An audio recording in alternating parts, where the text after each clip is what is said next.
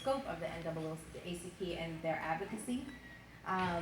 We have Chief Esserman here, who I know there's a crisis going on right now, and you're dual tasking. Thank you for being here, however. And then we have Jason Bartlett from the Youth Department, City of New Haven, and representing the City of New Haven. Oh, is the Reverend already?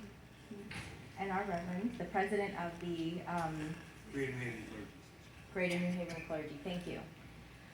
So I'm going to begin just by throwing out a few statistics that I think can be sometimes overwhelming but important to understand.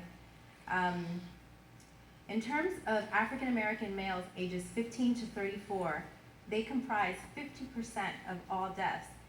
And while that number may seem small comparatively, right, when we look at and make comparisons around how many African American males, exist in our community, that number is very alarming, because we're talking about 39% of the population, and 15% of the males their deaths are associated to sometimes encounters with law enforcement, and other times issues that are going on in the community.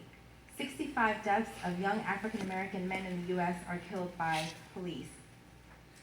Twice the rate of whites, Hispanic, Native Americans. 25% of African American men are killed unarmed, compared with 17% white. And almost half of the people killed by police are minorities. The other statistic that's more local is from 2010 to spring of 2015, 115 students arrested, which these are statistics that came out of New Haven Public Schools, are Black and Hispanic students. And they're arrested at a disproportionate rate, higher than their peers from other races.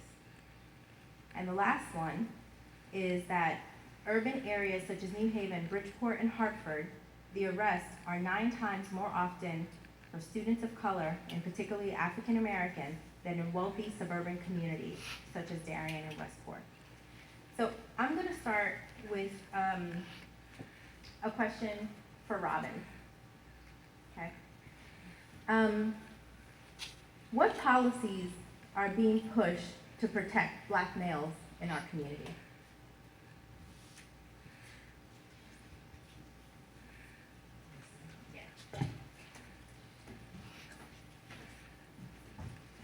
Hello, everybody. Specifically Black males, I don't know if we can say that there's legislation being pushed specifically for Black males, but we do have a committee that we sit on, the Juvenile Justice Policy Oversight Committee, that is actually dealing with diversion, recidivism, and all those issues that touch our communities in a disproportionate manner. So